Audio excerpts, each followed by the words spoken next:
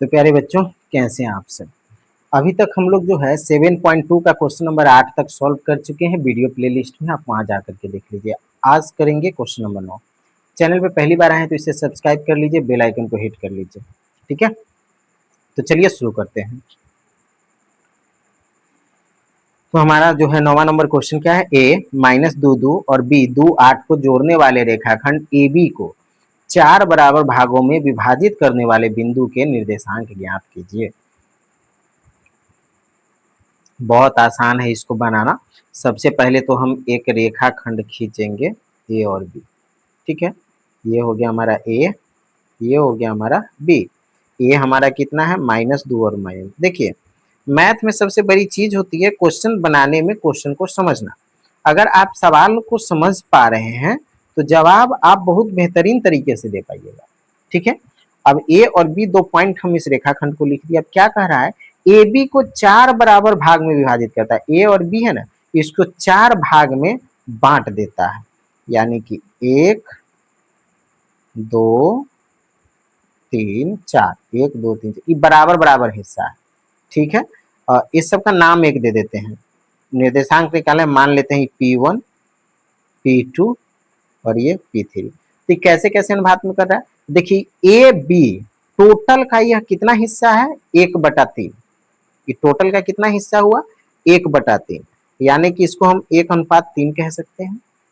ये P2 क्या है, आधा आधा है, यानी कि हम ये कह सकते हैं कि ये वाला हिस्सा जो है 2:2 है, कोई दिक्कत नहीं। और ये जो है इस ए बी को 3 हिस्से को 1 में बांट रहा है, यानी कि 3:1 कह सकते हैं, कोई दिक्कत नहीं। आप समझ गए। देखिए ये क्या है, 3/4 का हिस्सा है। 1 1 2 3, 3 इधर 1 इधर, तो 1:3। 2 इधर 2 इधर, तो 2:2। 3:1 इसलिए 3 इधर 1 इधर, तो 3:1। ये सब का अनुपात हम निकाल लिए। अब सब का ना एक निर्देशांक निकालना होगा, यानी कि इसमें ये 3 पॉइंट्स दिए हुए हैं तो इसके 3 आंसर आएंगे। सीधा साधा लॉजिक। और 3 आंसर लाने के लिए हमें क्या करना होगा, तो एक एक करके सभी में हमको वही फॉर्मूला लगाना होगा जो हम अभी पिछले क्वेश्चन में लगाए। ठीक है, तो पिछले क्वेश्चन में जो हम फॉर्मूला लगाए, सबसे पहले हम सूत्र लिख लेते। देखिए सूत्र हम सभी क्वेश्चन में आपको लिख दे रहे हैं ताकि आपको समस्याएं नहीं हो क्वेश्चन को समझने में। सूत्र हम लिख देते हैं, इसमें हम एक ही बार लिखेंगे, बाकी तीनों क्वेश्चन हम बना देंगे। ठीक है, आप ध्यान रखिएगा, m1x2 प्लस m2x1 बटे m1 प्लस m2, इसमें m1y2 प्लस m2y1। ठीक है, और बटे में m1 plus m2। Okay, formula हम लिख दिए। अब इसमें जो समस्या है हमारा x1 y1 x2 y2, और अभी तीनों का अलग अलग पॉइंट निकालना हो, जैसे कि P1 हम पहले निकालेंगे।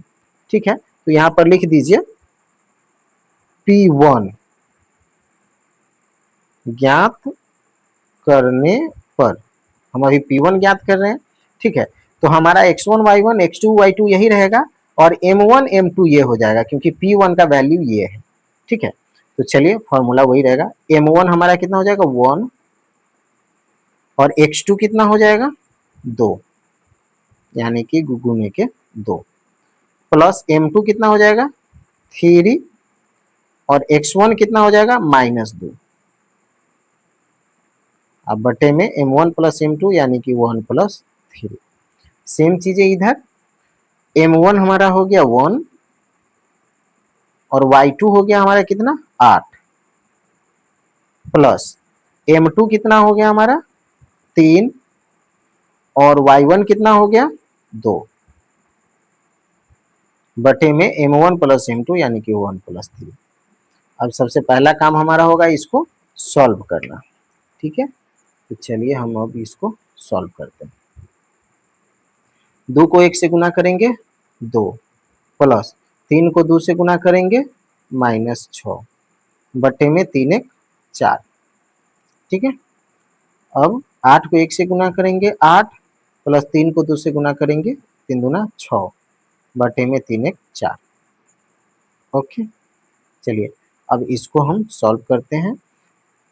प्लस माइनस माइनस, 2 में से 6 गया तो -4 बटे के 4, और इधर 8 6 14 बटे के 4। ये कटेंगे 1 टाइम, और ये कटेंगे 2 दूना 4 2 सते 14, यानी कि इसको कटने के बाद हमारा आंसर इधर आ गया -1 और इधर हो गया 7/2। तब P1 का ये निर्देशांक हो गया। एक चीजें तो हमारा निकल के आ गया। ठीक है, अब इसी तरीके से P2 निकालेंगे सेम कंडीशन पे। ठीक है, तो लिख देंगे P2 ज्ञात करने पर। ठीक है, अब हम इसमें फॉर्मूला नहीं लिखेंगे, फॉर्मूला वही लगाना है। ठीक है, बस ये समझ लीजिए कि P2 2:2 है, यानी कि 1 हो गया। ऐसे नहीं समझ में आएगा आपको, थोड़ा सा इसको नीचे करके समझिए।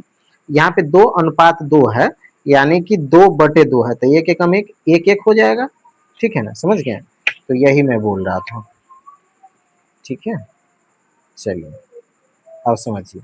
P2 ज्ञात करने पर फॉर्मूला हमारा वही हो जाएगा।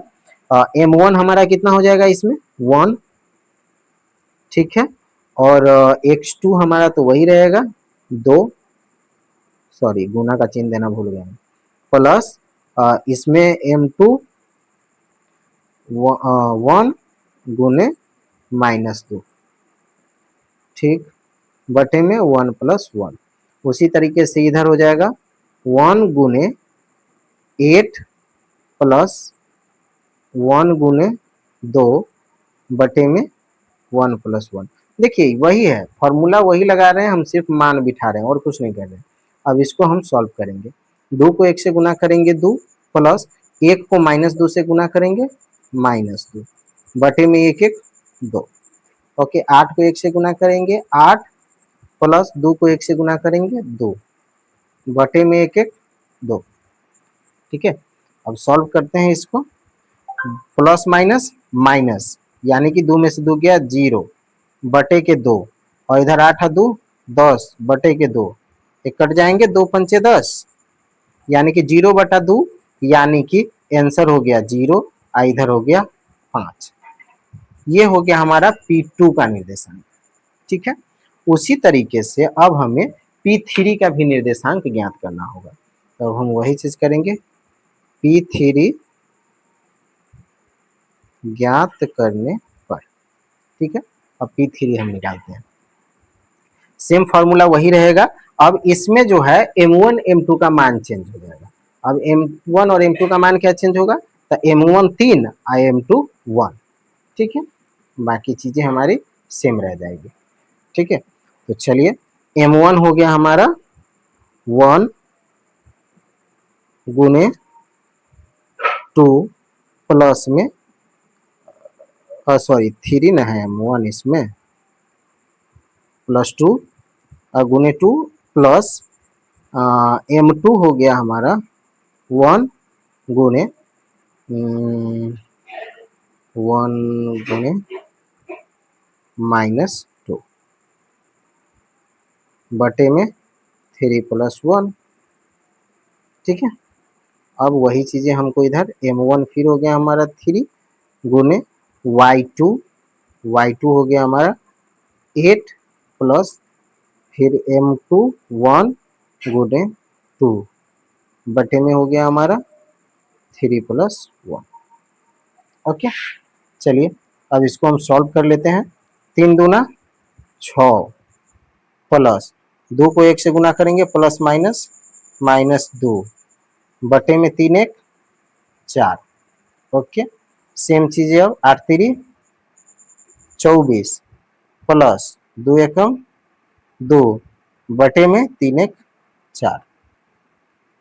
ठीक है, प्लस माइनस माइनस, यानी कि 2 में से 6 में से 2 गया तो 4/4, इधर 24 है 2 26/4, ये कट गया 1 टाइम, 4 6 24 6 टाइम, यानी कि हमारा इससे जो आंसर निकल के आया क्या हो गया 1 और 6। ठीक है, अब यहाँ पे एक चीज समझ लीजिए कि P1 हमारा कितना आया है। P1 हो गया हमारा -1 और 7/2।